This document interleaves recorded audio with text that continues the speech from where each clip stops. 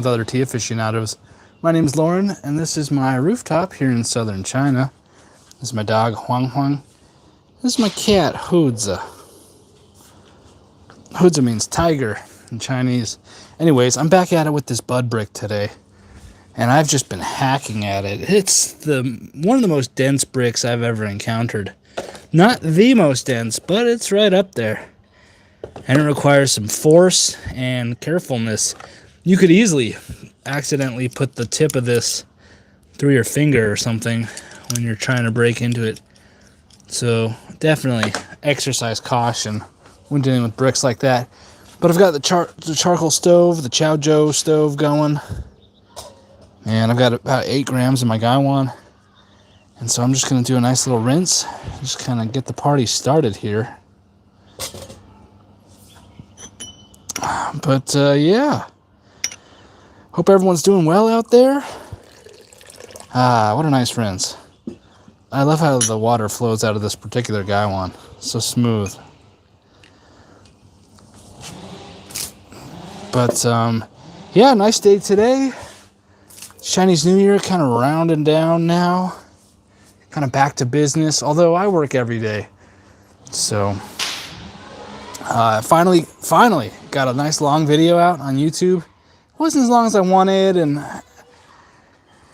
didn't really have the information I really wanted in there, but I'm going to make another video like that. I'm going to start doing consistently, 1 or 2 long videos each week on YouTube. And they're going to get better, so bear with me. They're going to get better. That was just my first one. And then I sent out an email to the Tea Club today reminding everyone that they have a constant, perpetual 20% off if they're part of the Tea Club. So that's cool. What else? There was that terror of the USPS not accepting packages from China and Hong Kong. That was pretty funny. I was immediately looking at prices for virtual offices in Singapore, and I was like, okay, that's fine. I'm going to have to work around it.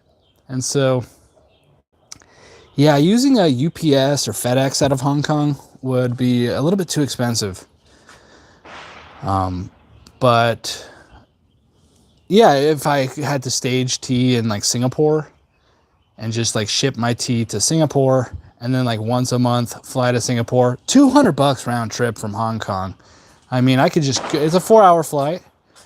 I could leave early in the morning and then handle my packages in Singapore and then fly back in the evening. It wouldn't really be a big deal in my life. So yeah, I was planning for like contingencies. I want you guys to know that no matter what happens, I'm always going to find a way to keep my tea pipeline open. Keep this Chinese tea pipeline flowing. And even if that means I have to fly to Singapore once a month to ship packages. And I'm sure there's even an agency I could work with down there. Like, there are ways to get around almost anything if you care enough. Anyways, hope you're doing well. This is the bud brick like you saw a week ago. First infusion. Really opens up fast, but nothing like that other brick. But it is nice to see it opening up because it's so dense. And look at these claw marks on this brick. I mean, I was just battling it with my pick. And I almost put this through my finger. It was pretty intense. It slipped off. Shards of tea went flying across the room. So you got to be careful with this brick. But man, what an interesting piece. I feel like you could just throw this on your table, in your kitchen, and there's people cooking or smoking around it. It doesn't matter. There's no scents or air, aromas getting into this brick. It's so dense. You could just kind of throw this on the dash in your truck. Just come back to it a month later. And it's still going to be good. This cat is playing with this leaf here. What a happy cat. So cute.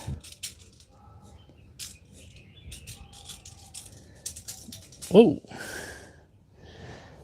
Yeah, I never liked cats until my wife brought that cat home. But yeah, this is a really cool tea brick. So dense. I really feel like you could just kind of like throw this in a drawer on your desk and then come back to it like 10 years later. It's going to be like the same brick. Oh, this cat is eating a leaf. Anyways, really love this tea. It's nice. It's nice. If you're willing to put in the work to break open the brick, it's rewarding.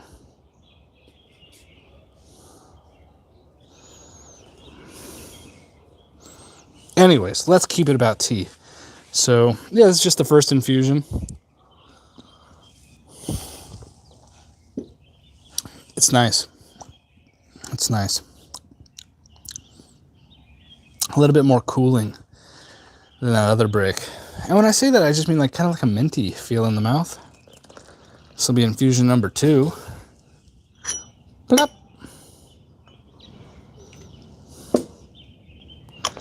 La la la la. But yeah, everything's going really well. Except my sleep cycle.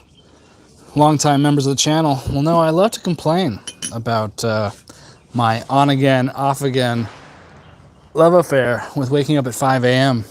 So looking to get back on that tomorrow.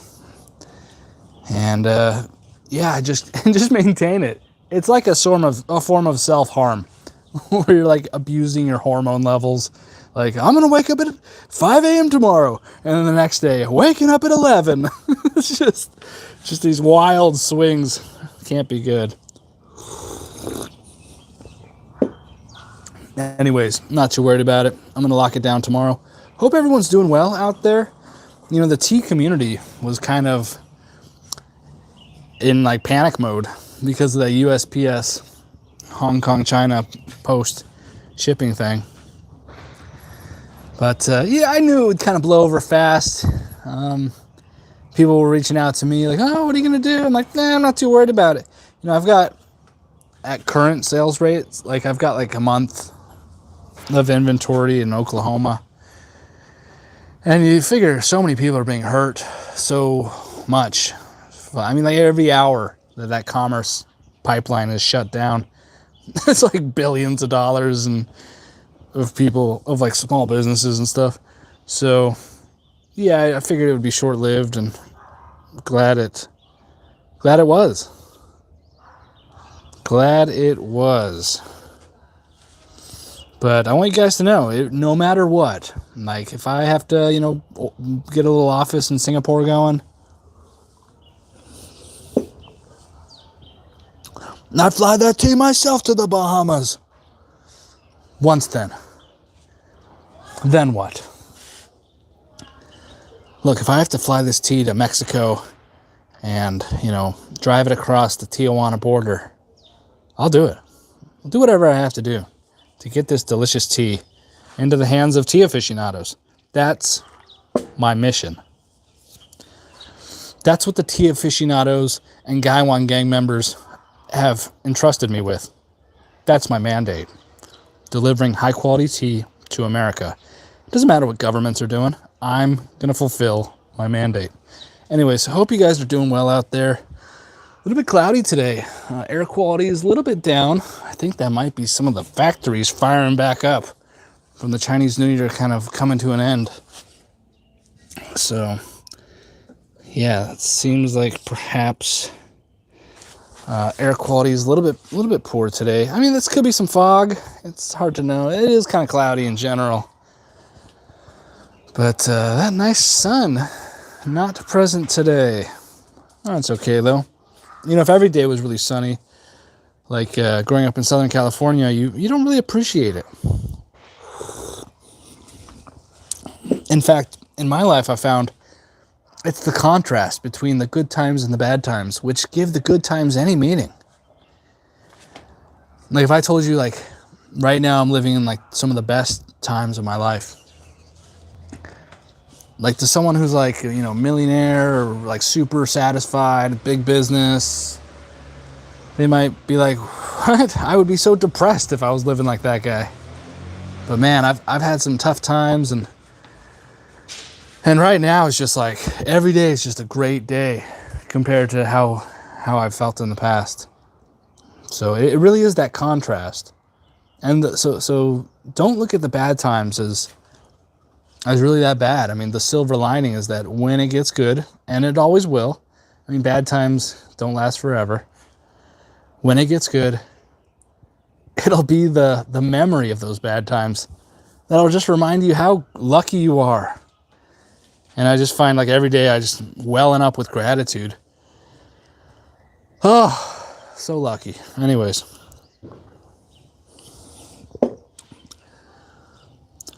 I've been richly blessed. I mean, there were times when I just couldn't even get off the sofa. There were like years there during COVID when I was trapped out of China, away from my wife and dogs. I just couldn't even get out of bed for like days. It's just, I used to call it the deep dark and rolling. Anyways, I had some emotional problems. I couldn't really get a grip on my life. But that's all behind me now. And actually part of it was, as a man, I didn't really find my path yet. And I felt like I was stagnating. And when a man, I don't know about women, but I think when men feel like they're stagnating, it just drives them crazy. Because they feel like they're, like men in general like to serve. They need like a purpose. You know, like a function. Like we're like tools. And if you don't feel like you're needed, or that you're building something, or that you're contributing, or that you're moving forward in some way, it can get really dark.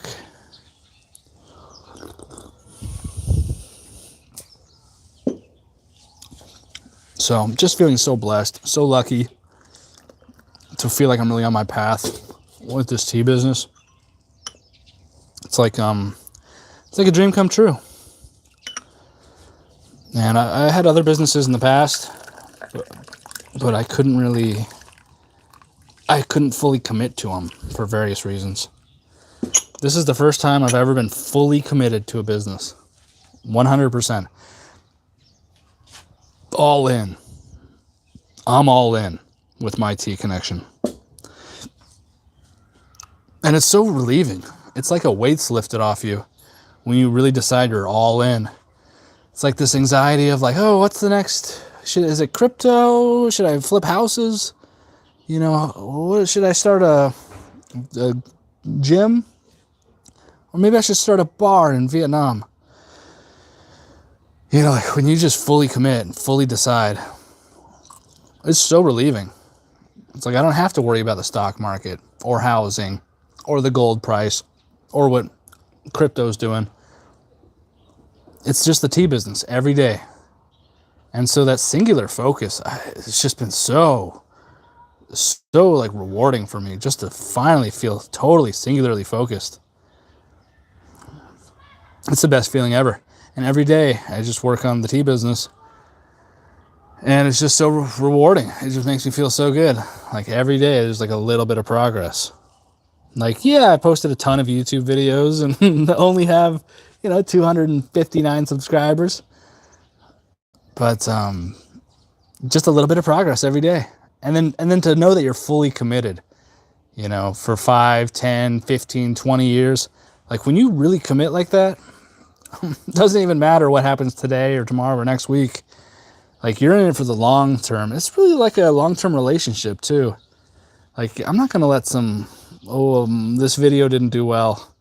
Or, I had a fight with my wife. We're in it for the long term. So the day-to-day noise doesn't affect me. I don't get emotional when a video does well. I don't get emotional when a video doesn't perform well. I do get a little bit emotional with some of those happy comments, though. Man, some people are so positive. I've gotten so much positivity in my comments from all my videos. It's amazing. Yeah, it's amazing.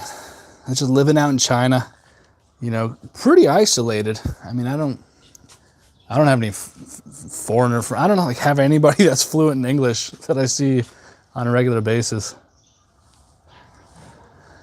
My wife's English is pretty good, but yeah, just the positivity, overwhelming positivity from the internet. And there's a lot of negativity, right? But there's something about the tea world. Not a lot of haters in the tea community, I found. That's the nature of tea. I always say this when I meet tea farmers. I'm like, Taran Shura Hauran. You know, like, tea people are good people. It just seems like it. I think we've all kind of discovered, you know, the magic of this leaf. And it's like a little club. And a lot of positivity in that club. I think it's hard to have great tea and be an asshole. Anyways. Yeah, this is my rooftop here in southern China. I'm just enjoying this brick with this Chaozhou stove. And ordering a new router on Monday. And waiting for Monday to put some orders in for stuff. And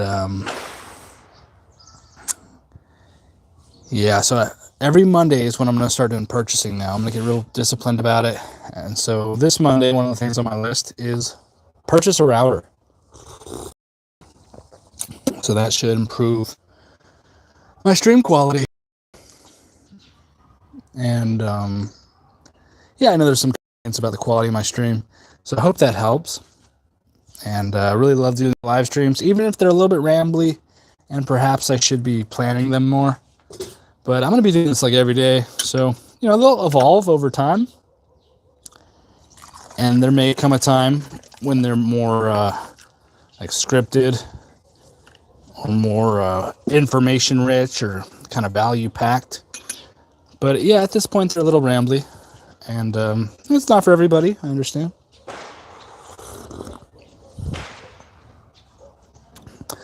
So let's see. It's February. March is the end of Q1, the first quarter of the year.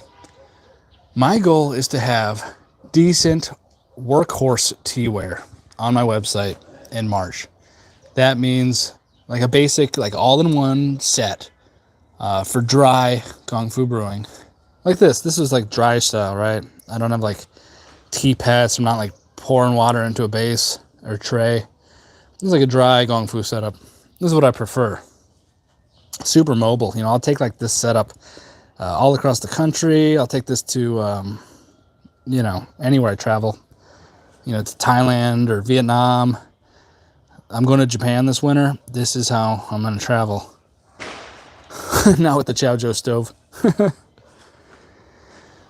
But, yeah, I'd like to have like a good travel teaware set, which just includes like a Gongdao Bei and a Gaiwan and some cups and like a little mat. So I want that set. It's like a travel set. Then I would like some standalone pieces. Like a standalone nice Gaiwan. And then like a standalone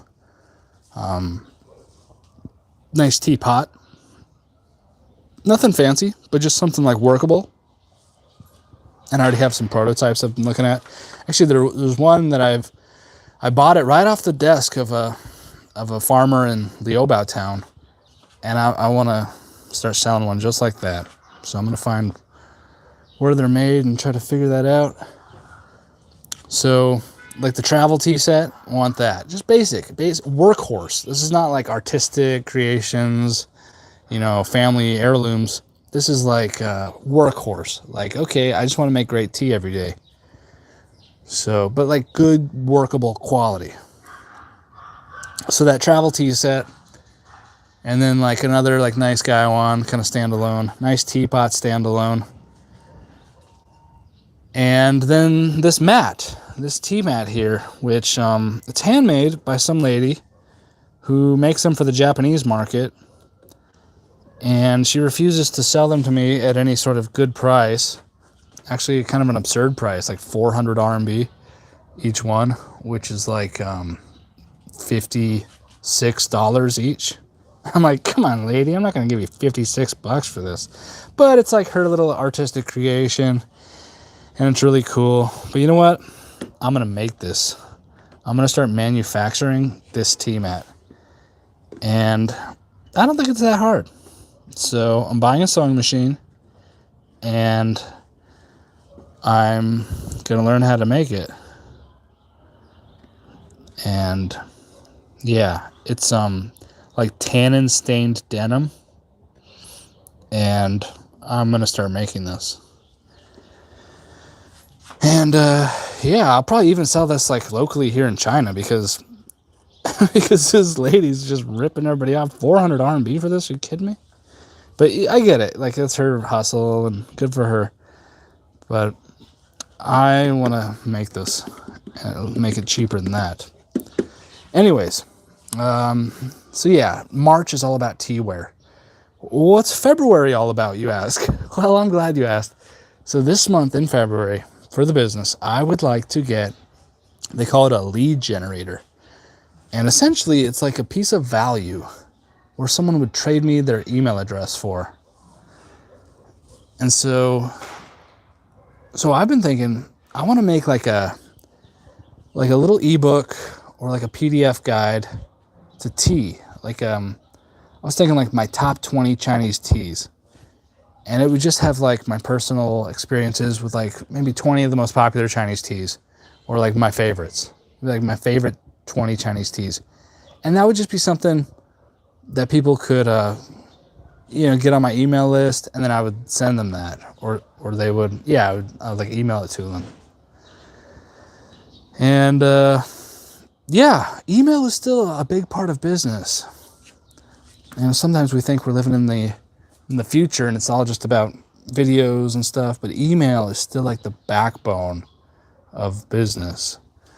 And my email list is a little skimpy, So that's my plan for February, is get my, you might call it like a magnet content or like a lead generator, but it's just like a piece of value, just something to give someone some value right off the bat. All they do is give me their email and they're going to get something cool. So maybe if I can like consolidate some information in one place, like my top 20 Chinese teas, like that's really what I want to do. Because there's so many teas, man. There are so many.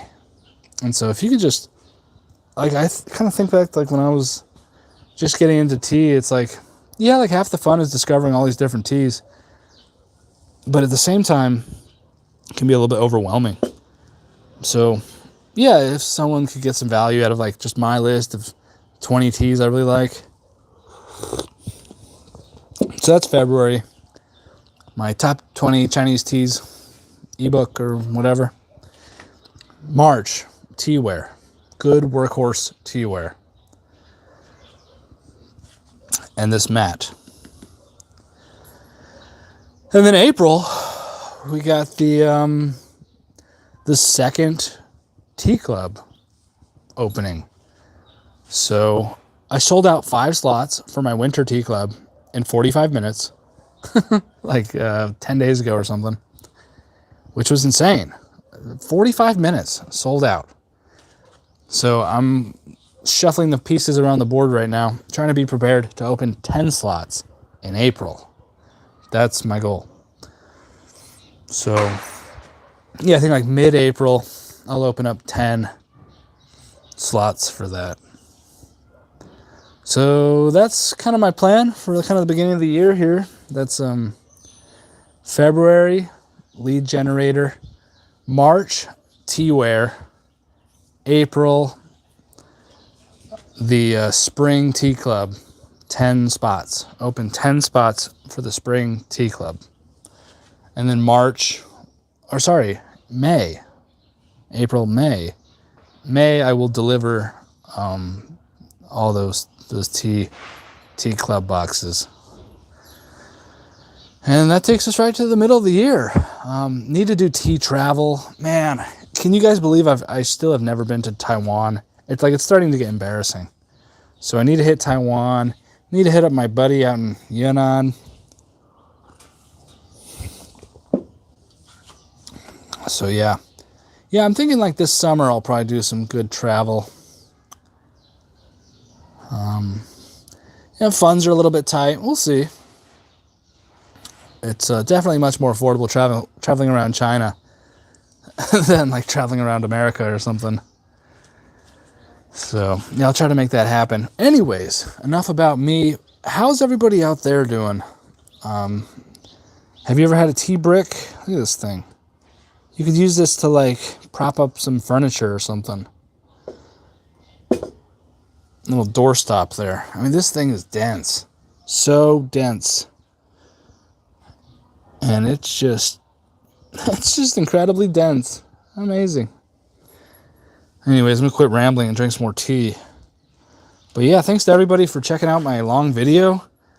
Sorry it took so long to put something together. And I realized there's like, it wasn't really edited very well. There was like a lot of time with me just drinking tea and not actually like providing any value.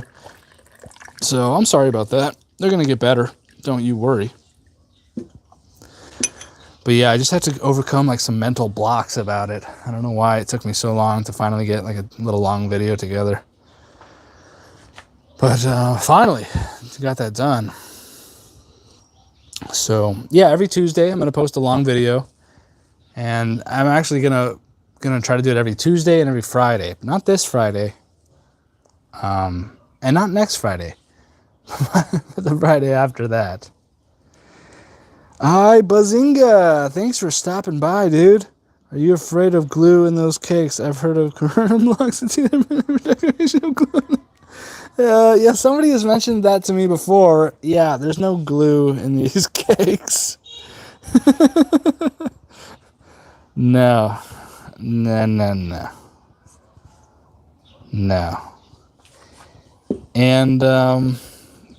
yeah, you know, I should ask my tea farmer about that. Like, is that just a rumor? I don't know where that comes from. But yeah, I mean, these tea bricks are tea to be consumed. And yeah, I don't think there's any glue. It doesn't taste like it. But no, I mean, any like, respectable tea farmer is not going to be, or tea producer, it's not going to be doing that to their tea. Yeah, it's a labor of love. And what kind of a monster would put something like that in their tea?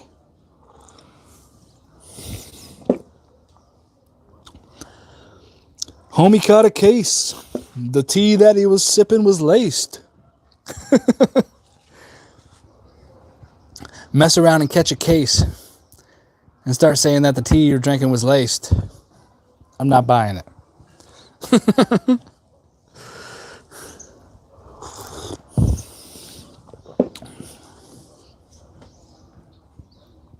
But yeah, this is really nice tea. It tastes great.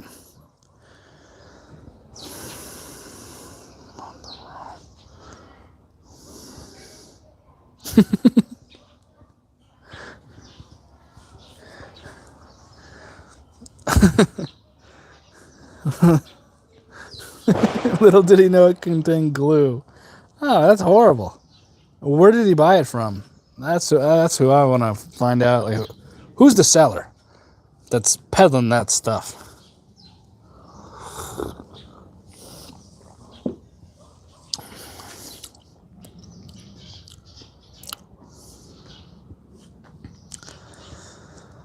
Yeah. Yeah, that's funny. Anyways, thanks for stopping by, Bazinga. It's an interesting name. But yeah, just drinking this tea here. This nice little brick. Yeah, it just seems like it's been highly compacted. You know, they use hydraulic presses to do this, and then if you like steam the tea, it becomes super like malleable. And I think the nature also of like the small leaves and buds, there's more like natural oils and stuff. And so it seems like the more mature leaf cakes, they just won't compress as tight as this. But this one with the little baby leaves or the less mature leaves and a few buds, it seems to compress more. But also I think it just comes down to how they're trying to make it. You know, if you compress it a lot more, it'll kind of like slow the aging, or I don't know. There's all sorts of variables there because like the the air getting into it can feed the bacteria, and so it's interesting. But yeah, I don't think there's any glue in this. I've heard someone mention that before, and I thought it was absurd. I'm gonna try to do some research on that, and maybe I'll make a video about that. Yeah, thanks for that idea. I've just screenshotted this, and yeah, the second time a question pops up, that kind of tells me that people want to know about this. So I'm gonna make a video about that, and I'll get to the bottom of it, and I'll ask all the tea farmers I know. That's the cool thing about my tea connection, is I end up with these this expansive network of tea farmers, and if I have any question about tea, I can just put the question out and get some pretty interesting responses.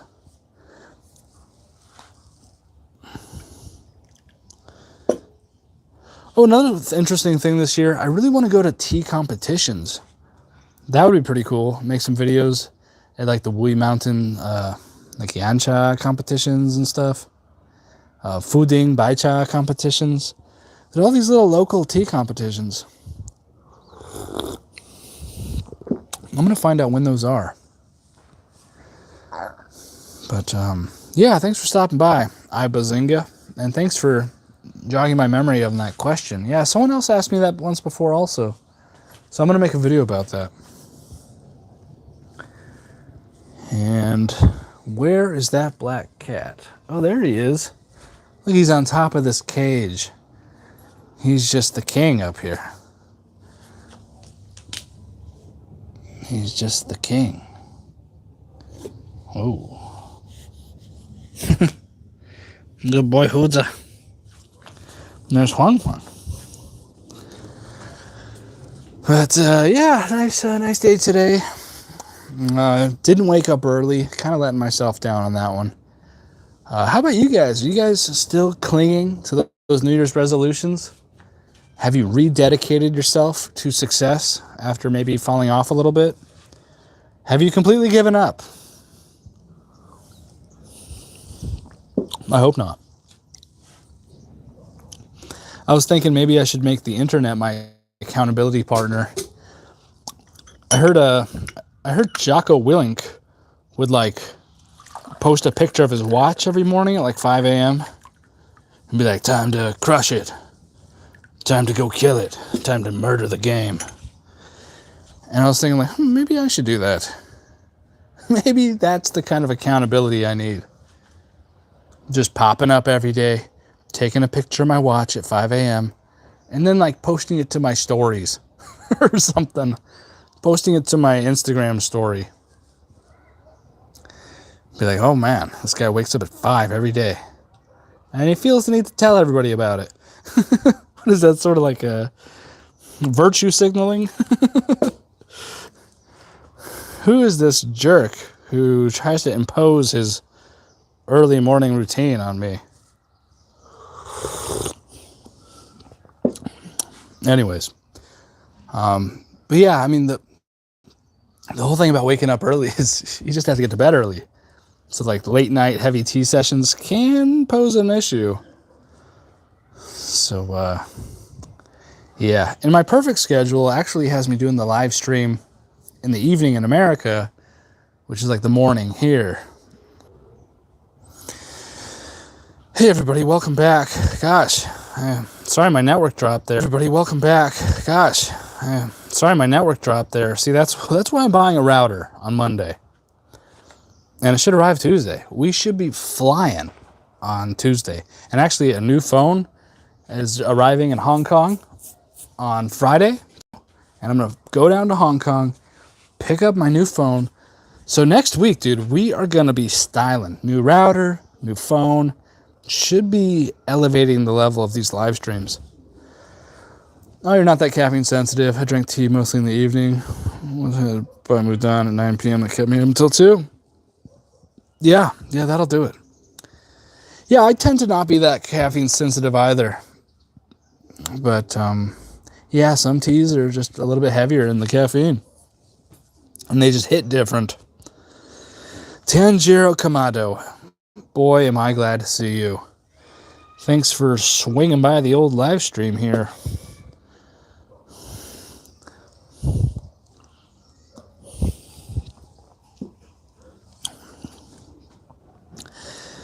Yeah, just enjoying the rooftop here. I'm gonna get to bed early and then just pop up at 5 and just post on Instagram stories about it. I'm just kidding. I probably won't. I don't know. Should I be that person?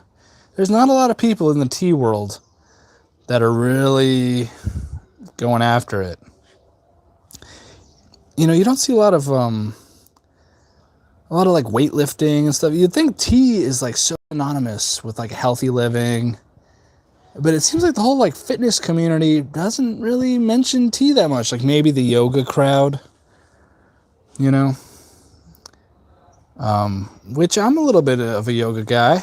You know, I went to India and studied yoga there, and I've been to India a couple times. And my wife is a yoga master. So, you know, I'm no stranger to the yoga. Yoga people seem to like tea. But as far as like lifting or, you know, pre-workout, like I've always thought tea was like the ultimate pre-workout. Yeah, like it's not super high in caffeine. But I mean, if you slam a bunch of tea, like your body temp's going to go up. And you're going to get that caffeine rush. I've always loved tea as a pre-workout. I used to call it getting teed up. I still call it that. Getting teed up for the gym, getting teed up to lift. And for me, that's just like slamming hot tea and increasing your body temperature and getting like amped up.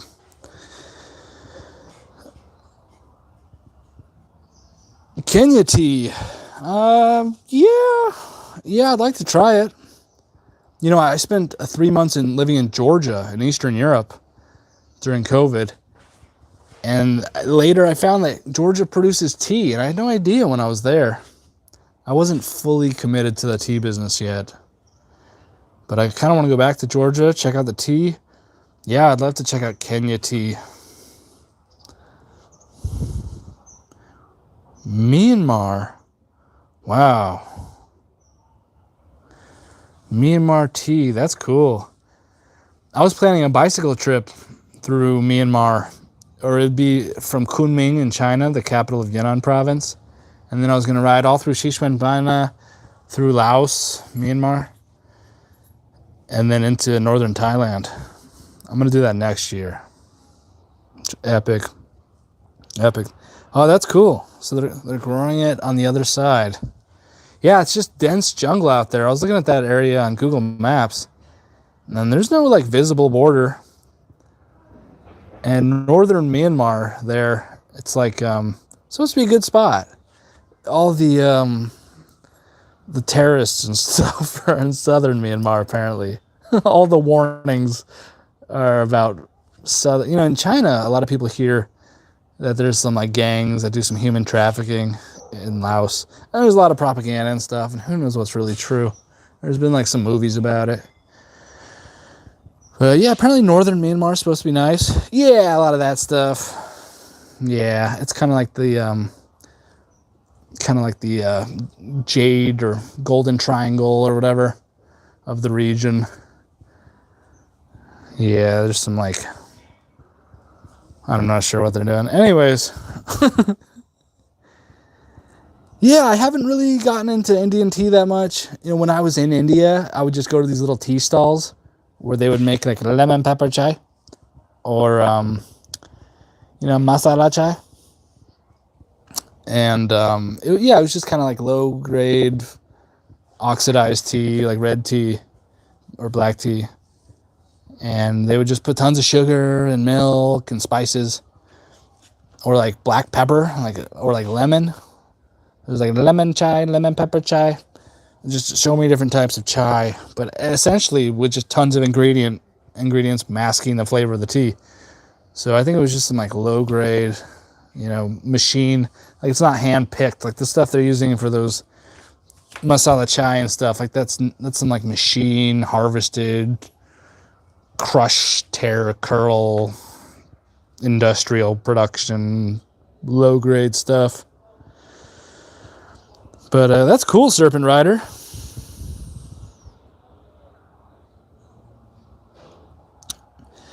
Myanmar material processed in Yunnan. That's cool. That is cool. Yeah, the world of tea, so vast.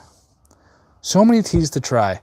So I'm doing this little series, Chinese tea, 1 out of 100, 40 out of 100. When I finish that, I want to do tea cultures and just spotlight different tea cultures around the world. So it'd be like tea culture, 1 out of 100. China. But then China itself could have, like 10 different regional tea cultures.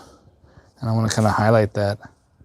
Like what they're doing over in like, Urumqi, like northeast China, or northwest rather, is like totally different than what they're doing in Chaozhou.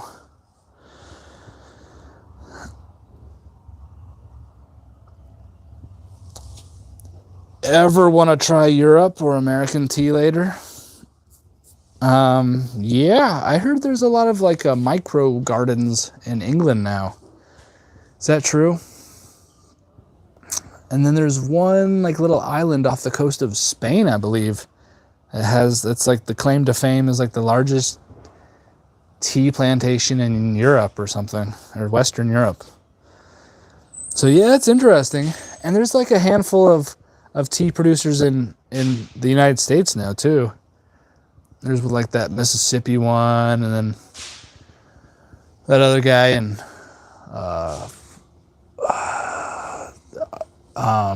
gosh, I forgot. Mississippi, and then Arkansas? I don't know. But it looks like tea would grow good in southern United States. I was fantasizing about a tea plantation, starting one in like Alabama. Like kind of central eastern Alabama. It just looked like the latitude was proper for tea. Ooh. Tea in northern France. Ooh, in the Netherlands. Oh, that's cool. Every tea has a different flavor. Yeah, I mean, there's just so many teas. And flavor's so subjective. That kind of stuff's hard. I find I'm not even that skilled at describing flavors or aromas. It's kind of an art. And I think I'm still kind of developing that. But yeah, so the next series I want to do, I did like Chinese tea studies. I did tea studies, did 100 of those. Now I'm doing Chinese teas, doing 100 of those. When that's finished, I just want to do tea cultures. It's kind of fascinating. Like, look at the prevailing way of consuming tea in like, Morocco versus Afghanistan versus, Finland versus Korea. I mean, they drink tea in all these places. How do they do it? And there's often like a real ancient, or not ancient, not ancient, but, at least centuries old culture of tea. And some of these places ancient, like Asia. But, Europe, like they all started getting tea a couple 100 years ago. And they all kind of went their own little way with it.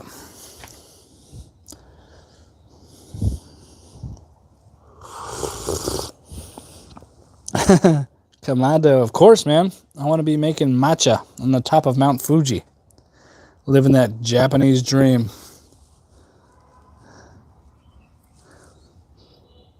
Yeah, that's my goal, man.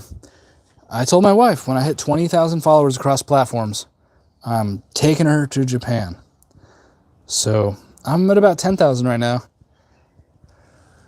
And it's growing about 1,000 a month. But I think it's going to accelerate a little bit. So it's going to be this year for sure.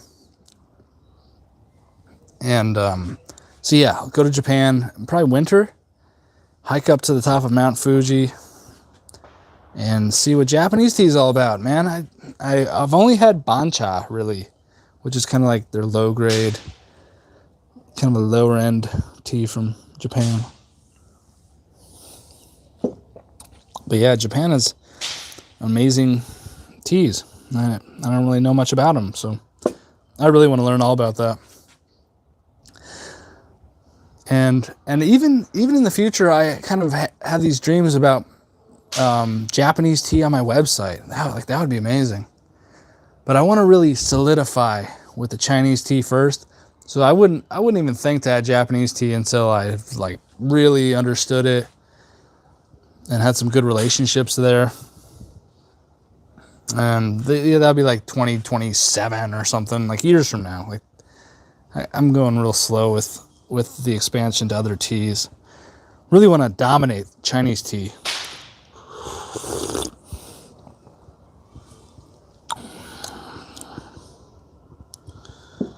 Sharper taste or smooth? Not really sure I understand your question. What is better? I guess, I don't know. I mean, some people maybe like a sharper taste.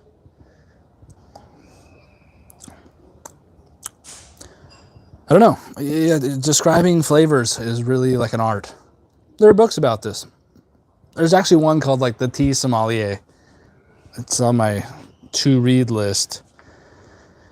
But yeah, I really want to up those skills. You see some people like Don from Mayleaf over in London. He's pretty good at describing flavors.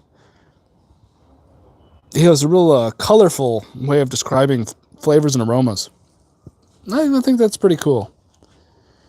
Like, ooh, this one's like butterscotch, toasted almonds, 1996 Mercedes S-Class. Delicious. Yeah. Yeah, he is a little bit over to the top. That's his style, though. I like that. Don was kind of like the first online tea education guy that really, like, I was watching his videos 10 years ago when I was first learning about Chinese tea. So he's kind of like a impressive figure to me. I'd like to meet him someday. I actually have British citizenship, so I'm going to go over there and say hi to Don one of these days and bring him some of my tea. Wouldn't that be funny to show up at his tea shop and be like, "Hey, Don, I brought you some good tea. You don't have to drink that stuff you're selling anymore." I'm just kidding. I've never bought his tea, but I'm sure it's good. I have a lot of respect for Don. And he's made some amazing videos. I really like his drone footage. I hope to get some drone footage.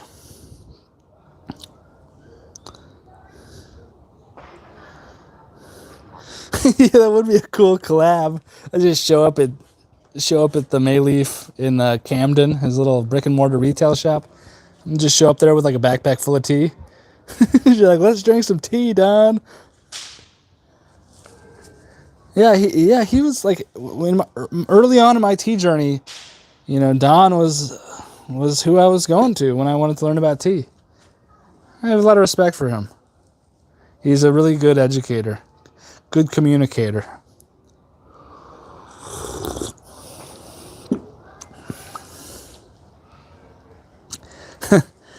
But yeah, it looks like 6 people are watching. If you're just joining, this is my rooftop here in southern China. It's getting dark now, but I got this dog over here and this black cat over there. I'm looking to make a move with this cat. What's it doing? But yeah, Chinese New Year is kind of winding down. Back to work, which is good because I've got stuff to order and commerce to transact. So let's get these factories roaring because, we got to buy some Gaiwans.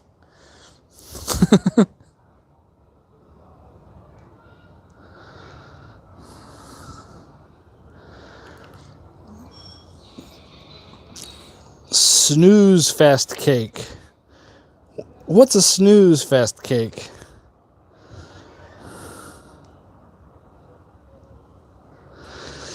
We got Wolf in the house and Serpent Rider. I don't think I welcomed you. Thanks for stopping by, dude. Wolf said, "Brother, be humble, don't show off." Am I showing off? Look at this dog. This dog, the finest dog you've ever seen. Yeah, this is Ganesh. That's right. My wife's a yogi. And she actually sells Indian furniture. So, yeah, we like all this Indian art and stuff. Not so much, the religious aspect, but just the artistic creativity. I mean, this is an amazing sculpture there.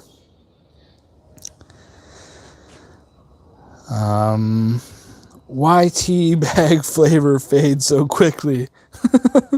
Tanjiro Kamado, what a great question.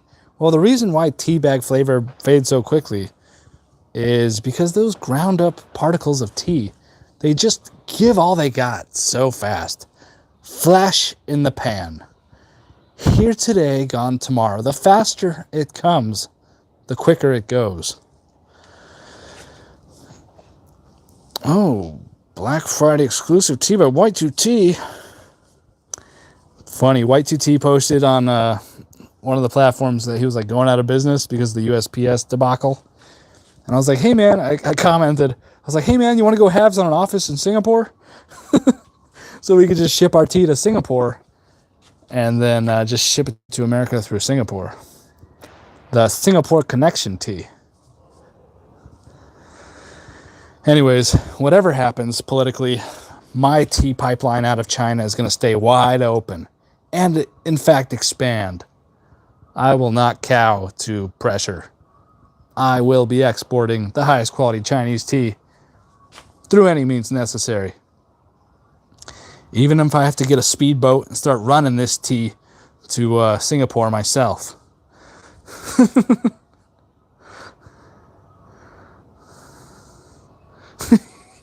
That's right, Serpent Rider. I grew up in China. I moved here when I was 24. So young and innocent. And that Chinese wife, Guangxi. We're going to keep this tea flowing. Mess with a man's tea. That's how rebellions are started. Okay, it's getting pretty dark now. And it's funny, the sun wasn't really out today, but it was light earlier. You could see. There was like 2 people. Now there's like 5 or 6. Completely dark. Wow, this American guy is just on his roof in China rambling in the dark. It's kind of sad. Can tea flavor, but thank you, Serpent Rider. My Guangxi is still, so small.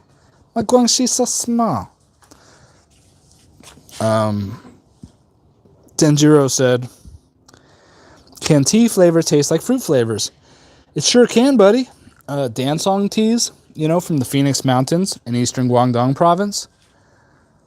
Those very fruity, amazing aromas. It's like you've tripped on the fruit aisle at a Whole Foods and just sent your face right into a shelf full of fruit salads. Yeah, Dancong, Dansong. Those teas from the Phoenix Mountains, amazing fruit flavors and aromas, really hit you like a ton of bricks. Thank you, Wolf. Yeah, I know. I was just self-deprecating there. I don't really think it's sad. I'm showing off my dog. This dog, had this dog for 10 years. Amazing dog. Her son is my main battle dog downstairs. Her son is named Masala because I was in India drinking masala chai when he was born. That's her. Yeah, you can pet her. Go, huh?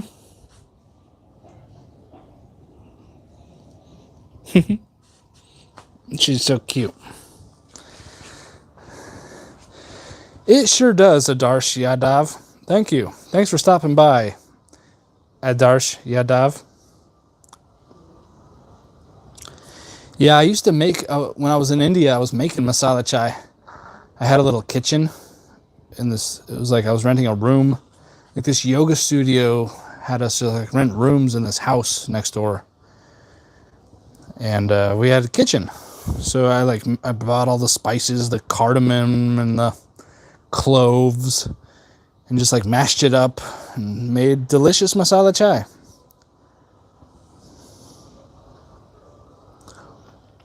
That's a great question, Tanjiro Kamado. Can I get a light source? It was good. It was good. The second time I went to India, I was sick for about 2 months afterwards until I started just taking handfuls of probiotics every day. But yeah, that was, I think I lost like 20 pounds. I was dying for like 2 months. It was like your classic deli belly. That was a little bit rough. But yeah, India's fine. I mean, there's a lot of scams and stuff, obviously. But if you're prepared for that, it's a good place.